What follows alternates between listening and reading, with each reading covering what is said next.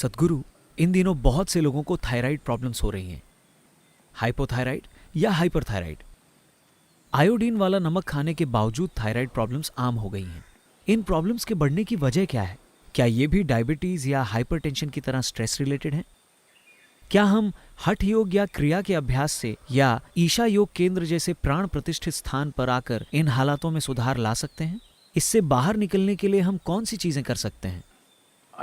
बहुत से लोगों ने हठ योग के अभ्यास के जरिए से छुटकारा पाया है। किसी प्राण प्रतिष्ठित स्थान में होने से निश्चित रूप से फायदा होता है। But this pretty widespread.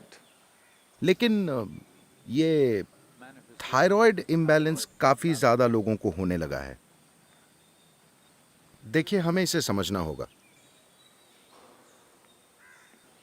आप जिसे थायराइड कह रहे हैं, योग में हम इन ग्रंथियों को इस तरह से नहीं देखते, लेकिन मेडिकल दृष्टि से आप जिसे थायराइड कह रहे हैं वो आपके भीतर एक ऐसा सिक्रीशन या स्राव है जो आपके सिस्टम को कैलिब्रेट करता है हर रोज। ये तय करता है कि कितना पाचन होना चाहिए, कितनी ऊर्जा पैदा होनी चाहिए, कितना फैट पैदा होना चाहिए, कितनी मांसपेशी बननी चाहिए। हर चीज ये आपकी शारीरिक संरचना को संतुलित करने की कोशिश करता है। आपके शरीर की संरचना आपकी मनोवैज्ञानिक संरचना से गहरा संबंध रखती है। आज आपको यह दिखाने के लिए पर्याप्त प्रमाण मौजूद हैं कि अगर आप यहां बैठकर पहाड़ के बारे में सोचते हैं तो आपकी ग्रंथियां एक तरह से काम करेंगी। अगर आप शेर के बारे में सोचते हैं तो ये किसी और तरीके से काम करेंगी। अगर आप समुद्र के बारे में सोचते हैं तो ये किसी और तरीके से काम करेंगी। अगर आप किसी आदमी या औरत के बारे में सोचते हैं तो ये किसी और तरीके से काम करेंगी। बस एक विचार और कुछ नहीं। पहाड़ से कोई संपर्क नहीं, शेर से कोई संपर्क नहीं, आदमी, औरत या समुद्र से कोई संपर्क नहीं। बस एक विचार ही ग्रंथियों के काम में उतार चढ़ाव ले आएगा। मैं कह रहा हूं कि ये सिस्टम इतना शानदार और सटीक है कि ये आपको अच्छी हालत में रखने के लिए हर चीज को संतुलित करने की कोशिश कर रहा है। आपके साथ समस्या ये है कि आपको एक बैलगाड़ी चाहिए क्योंकि आप वो खोई हुई कड़ी हैं। आपको बैलगाड़ी चाहिए, लेकिन उन्होंने आपको एक शानदार अंतरिक्ष यान दे दिया। हर छोटी से छोटी चीज तमामों चीजें करती हैं। अगर आप इसे बस छू लेते हैं तो बुम, सिस्टम में कई तरह की लहरें पैदा हो जाती हैं। अगर आप बस ऐसे देखते हैं और इस पेड़ के बारे में एक राय बना लेते हैं तो इसमें कई तरह के रासायनिक और दूसरे बदलाव आ जाएंगे। ग्रंथियों के काम करने का तरीका बदल जाएगा। आप जहां कहीं भी हो, मुंबई में हो, न्यूयॉर्क या लंदन में हो या जहां भी हो, जिन जगहों पर आप चल फिर रहे हैं, बस उस परिस्थिति पर गौर कीजिए। शायद सामाजिक तौर पर आप उन चीजों के आदी हो गए हैं, लेकिन जिस तरह के माहौल में आप चल फिर रहे हैं उस पर गौर कीजिए। कितनी तरह की चीजें वहां हो रही हैं। उनमें से कुछ भी इस जीवन के लिए अनुकूल नहीं है। हो सकता है कि आपको इनकी आदत पड़ गई हो। शायद अब आप उन शहरों से बाहर न रह पाएं, वो एक अलग बात है, लेकिन वो जीवन जो आप हैं वो उस तरह का माहौल नहीं चाहता। तो आपके भीतर जो बहुत से बदलाव हो रहे हैं वो आपके हित में नहीं है। ग्रंथियों का ठीक से काम न करना तो बस एक नतीजा है। A very highly calibrated function. ग्रंथियों के बहुत ही परिष्कृत कार्यों में से एक चीज है थायराइड। ये आसानी से पता चल जाता है। सबसे पहले आपके शारीरिक और मनोवैज्ञानिक पैरामीटर सामान्य से थोड़े बदल जाते हैं गड़बड़ी की वजह से। और दूसरा आयाम उस गड़बड़ी का जो आपके भीतर से हो रही है, आपके खुद के मनोवैज्ञानिक पैटर्न। गड़बड़ी का एक और आयाम यह है कि आपके भीतर किस तरह का भोजन जा रहा है। आज आप ऐसी कोई चीज नहीं खा सकते जो रासायनिक तौर पर प्रदूषित ना हो। अगर आप काफी ऑर्गेनिक भोजन खा रहे हैं तो बस वो ऑर्गेनिक केमिकल्स इस्तेमाल कर रहे हैं। हालात ऐसे हो गए हैं। कुछ ऐसा खाना बहुत मुश्किल है जो किसी जंगल में उगा हो और आप बस उसे तोड़कर खा सकें। ऐसा बहुत बहुत कम होता है। ऐसे लोगों का प्रतिशत न के बराबर है जो उस तरह की चीजें खा सकें। अब सब कुछ बाजार से आता है और बाजार में सब कुछ ज्यादा मात्रा से तय होता है, न कि क्वालिटी से। और ये भी इस देश में ये सारी चीजें अब खत्म हो गई हैं। मेरी दादी माँ हर दिन, वो सब्जी वाले, वो घर में टोकरी लेकर आते थे। सुबह सुबह ही उन्होंने खेत से सब्जी तोड़ी होगी और 7:30-8 बजे तक वो हमारे दरवाजे पर होते थे। जब वो आते थे तो दादी माँ सब्जियों को देखती थी। जब उन्हें खरीदना होता था तो वो सब्जी वाले को सब्जी छूने भी नहीं देती थी। वही इसे तोड़ कर लाए हैं, वो बिल्कुल ताजी हैं, लेकिन अगर उसे तराजू में रखना हो या उन्हें उसमें से 1, 2, 3, 4 करके चुनना हो तो वो उन्हें सब्जी को छूने नहीं देती थी। तुम मेरी सब्जियों को हाथ मत लगाओ। This is not to ऐसा बैक्टीरिया से बचने के लिए नहीं था। वो नहीं चाहती थी कि वो आदमी या औरत उन सब्जियों को छुए जिन्हें उनके बच्चे और नाती पोते खाएंगे। वो उन्हें एक खास तरह से छूती थी, उन्हें सहलाती थी, बहुत प्यार के साथ उन्हें हर तरह से देखती थी और फिर उन्हें काट कर बनाती थी। ये मत सोचिए कि अजीब बर्ताव है। अगर आपके जीवन में ये सारी चीज़ें मौजूद नहीं हैं तो आपको अपनी ग्रंथियों को ठीक रखने के लिए गोलियां खानी पड़ेंगी, और गोली निगलने से इनमें संतुलन नहीं आने वाला। आप इसे दबा सकते हैं, आप इसे सही संतुलन में नहीं ला सकते। ये नहीं होगा, क्योंकि हर दिन ये अलग होता है, हर पल ये अलग होता है। ये एक कैलिब्रेशन है, एक बहुत सक्रिय कैलिब्रेशन होता रहता है। आप इसे मार देते हैं और बस एक गोली लेते हैं और किसी तरह काम चलाते हैं, यानी कि आप थोड़ी खराब मशीन हैं। इस खराबी के साथ मशीन की ये खराबी कई तरह से जाहिर होगी और आपको इसका पता तभी चलेगा जब आप इसे हद के पार ले जाएंगे। जब आप बहुत सीमित जीवन जीते हैं तो ये जाहिर नहीं होता। ये कुछ ऐसा है, देखिए, अगर आपकी कार का टायर पंचर है तो भी आप 20 किलोमीटर की रफ्तार से कार चलाकर घर जा सकते हैं। कुछ चीज़ें खराब होंगी, कुछ चीज़ें फट जाएंगी, लेकिन फिर भी आप कार चला सकते हैं। अगर आप 200 किलोमीटर प्रति घंटे की रफ्तार पर हैं और तब अगर टायर पंचर होता है तो आप जानते हैं कि आप सड़क से बाहर उड़ जाएंगे।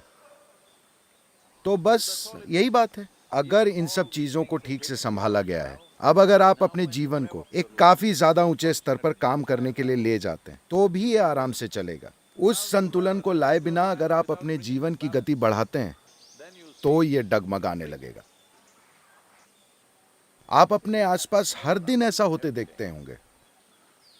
तो अपने जीवन में उतनी लागत लगाने के लिए, खैर, आप अपने शहर को छोड़कर जंगल में रहने नहीं जा सकते, आप अपने माहौल को छोड़कर दूर नहीं जा सकते। आपको कम से कम खुद को इतना सक्षम बनाना होगा कि उन चीजों का आप पर ज्यादा असर ना हो। वैसे भी इनका असर तो होगा, लेकिन सवाल है कि कितना असर होगा। कम से कम अपने घर में, अपने आसपास कुछ पौधे लगाइए। अगर खुली जगह ना हो तो अपने कमरे में ही लगा लीजिए। हो सकता है कि ये थोड़ा अजीब लगे। आधी छत को खोल दीजिए। अरे लेकिन सदगुरु, ऊपर एक और मंजिल है। ठीक है, एक दीवार हटा दीजिए ताकि आपको थोड़ी सूरज की रोशनी मिले। हाँ, ऐसा ना हो कि घर हर तरफ से बंद हो और हर समय बस एक एसी बर्र करता रहे। यह भी एक चीज है। आपके आसपास मौजूद ध्वनियों की गूंज इस शरीर को पूरी तरह से झकझोर रही हैं, हर समय बर्र।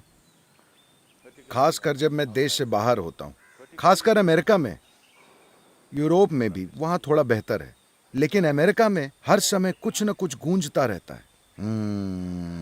हर समय जब मैं यहाँ आता हूँ तो लगता है बस बिल्कुल शांत, जो आपको जीवंत बनाता है। जब हर चीज गूंजती रहती है तो आप बस पुफ। ज्यादातर लोग इसके प्रति जागरूक नहीं हैं, लेकिन ये उनके साथ हो रहा है। उनके दिन में 8 घंटे सोने से ये साफ साबित होता है। ऐसा इसलिए हो रहा है क्योंकि वो अपने प्राकृतिक वातावरण में नहीं रह रहे। वो सोकर खुद को सुरक्षित रखने की कोशिश कर रहे हैं। तो खुद को बीमारी से बचाने के लिए, खुद को मानसिक रोगों से बचाने के लिए, खुद को हर तरह के असंतुलन से बचाने के लिए आप दिन में 8-10 घंटे की नींद लेते हैं। यानी आधा जीवन आप मरे पड़े रहते हैं। मौत हमेशा एक आसान हल होती है, लेकिन हमें ऐसा हल नहीं चाहिए। हम जीवन के हल को खोज रहे हैं, अंत के हल को नहीं। किसी चीज का अंत करना उसका हल होता है ना? हल है या नहीं? हल है, लेकिन हमें वैसा हल नहीं चाहिए। हम यहीं रहना चाहते हैं, जिंदा और पूरे हल के साथ। तो अगर ऐसा होना है तो शायद आप थोड़े अजीब लगें, मुझे भी आप अजीब लगेंगे, लेकिन आप जहां सोते हैं वहां कुछ पौधे लगा कर रख सकते हैं। जब आप चलते हैं तो आपको इंसानों के अलावा दूसरे जीवनों के प्रति हमेशा जागरूक रहना चाहिए। ज्यादातर लोग इंसानों के प्रति ही जागरूक नहीं होते, तो मैं आपको याद दिला रहा हूं, आपको हर उस चीज के प्रति जागरूक रहना होगा जो जीवित है। एक पेड़, एक पौधा, एक घास का तिनका, एक कूदता हुआ टिड्डा, और आपके पास से गुजरने वाले वो लोग जिन्हें आप पसंद नहीं करते। हर तरह की चीजें, हर चीज के प्रति आपको जिंदा होना चाहिए। वो ये बोलने की जरूरत नहीं है, ओ मुझे इस पेड़ से प्यार है। आपको पेड़ से प्यार करने की जरूरत नहीं है। आपको उससे पोषण लेना होगा। जीने का केवल यही तरीका है। आप पसंद करें या ना करें, वो अभी आपको पोषण दे रहा है। अगर आप ये सचेतन होकर करते हैं तो हर चीजें बेहतर काम करेंगी। अपने आसपास की हर चीज के प्रति जीवंत होना, बिना किसी भेदभाव के।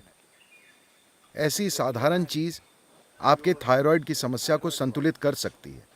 Of course. बेशक सुबह हठ योग तो है ही, क्रियाएं भी हैं, ये सभी चीजें निश्चित रूप से मदद करेंगी, और शक्तिशाली रूप से प्राण प्रतिष्ठित स्थान भी हैं।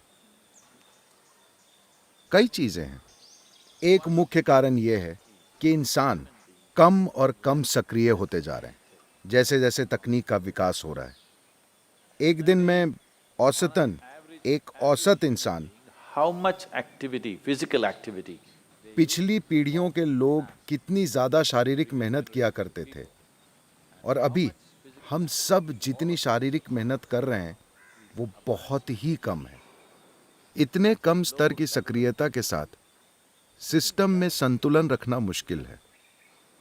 तो थोड़ा सा असंतुलन होने पर आप जाकर बिस्तर पर मत लेटिए। अगर आप थोड़ा असंतुलन महसूस कर रहे हैं तो आपको ढेर सारे काम में कूद पड़ना चाहिए। जहां भी जोश और उत्साह के साथ कोई काम चल रहा हो, आपको उस काम में कूद पड़ना चाहिए, और उससे ज्यादा और ज्यादा कीजिए। अगर आप बीमार महसूस कर रहे हैं तो ज्यादा से ज्यादा काम कीजिए, वाकई, क्योंकि जिस पल आप पीछे हटते हैं आप बीमारी को मजबूत बनाते हैं। अगर आप बहुत ज्यादा बीमार हैं तो वो अलग बात है, वरना आपको, हम असल में ग्रंथियों की कई तरह की गड़बड़ियों की बात कर रहे हैं। शरीर से काम लेना एक आसान समाधान है। शरीर से काम लेना यानी, जो लोग न्यूयॉर्क में रहते हैं, मैं आपको बता रहा हूं, काम लेने का मतलब ये नहीं कि आपके पास कलाई पर वो हेल्थ बैंड है। 10 steps, 12 steps. ऐसा मत कीजिए, ये शरीर से काम लेने का तरीका नहीं है। ऐसा करने से बीमार पड़ने की संभावना ज्यादा है। बस यूं ही खुशी के साथ कुछ कीजिए, खुश और जिंदा रहिए। काम तो सिर्फ, अगर आप ये नहीं जानते कि यहां बैठे बैठे पूरी तरह से जिंदा कैसे रहना है, तो जाकर कुछ खेलिए, कोई खेल खेलिए, बस यहां वहां दौड़िए, चलते समय टिड्डे की नकल कीजिए, कोशिश कीजिए, क्यों नहीं? आपने कभी किया नहीं? आपके साथ यही तो समस्या है। जब आप जाएंगे तो मैं देखना चाहता हूं कि, चूंकि आप घास पर चलने जा रहे हैं, बेहतर होगा कि आप टिड्डे की तरह चलें। Chuk, chuk, chuk, chuk, chuk. आप देखेंगे आपके अंदर कितनी जीवंतता आ जाएगी। Essentially, मूल रूप से आपकी बुनियादी समस्या ये है कि आप अपने जीवन के बारे में कुछ ज्यादा ही गंभीर हो गए।